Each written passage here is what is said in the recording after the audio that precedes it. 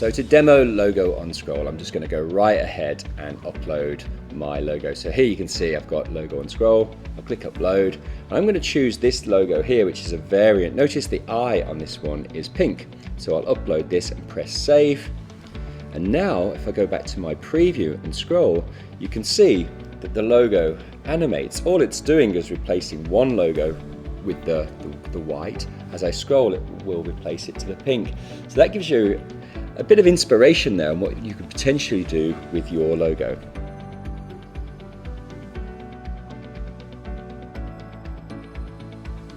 Well, again, I'll demonstrate this by uploading my fave icon. So I'll go straight to upload here, and I'm going to choose this pink logo here, okay, which is 100 pixels by 100 pixels. So I'll update that, and let's go and save this and take a look at this in the browser. So now if I hit refresh, it's going to swap it from the mobile logo, which is a default, to my fave icon, which is the pink. Now, one of the common questions is, why do I make my fave icons 100 pixels when if you do an internet search, it's going to tell you to upload it at 16 or 32 to keep the file size low? Well, you know, things happen with technology. Particularly recently, we've had retina display screens which are double the amount of pixels. You know, so I'm just future-proofing that there. 100 pixels is a very small file. We also compress images on upload as well. So I just choose 100. But if you make your fave icon somewhere between 16 and 100 pixels, that's absolutely fine. Okay, well now let's move on to show you the mobile logo.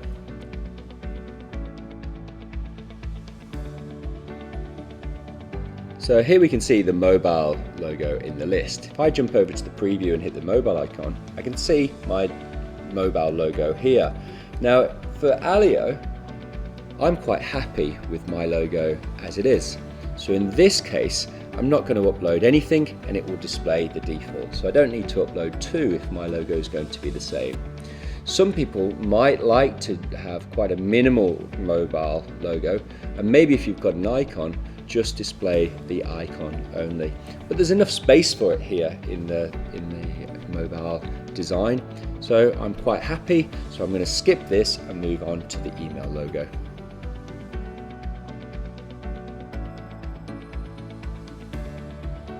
To demonstrate the email logo, I'll go right ahead and upload mine.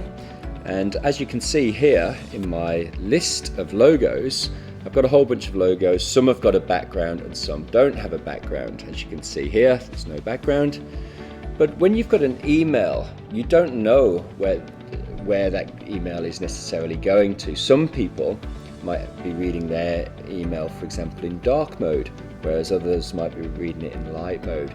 So I don't like to send an email with a transparent background. So in this case, I'm going to choose this logo here that's got a solid blue background, so my logo will always be seen in the...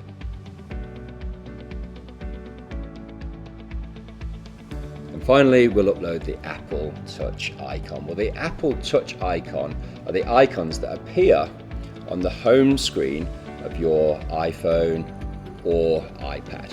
Okay, but typically those icons open apps, but they can also be used to open up web pages.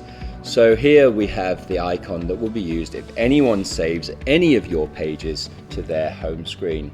So for you personally, you might choose to save your contacts or your inquiries screen of your mobile platform to your home screen.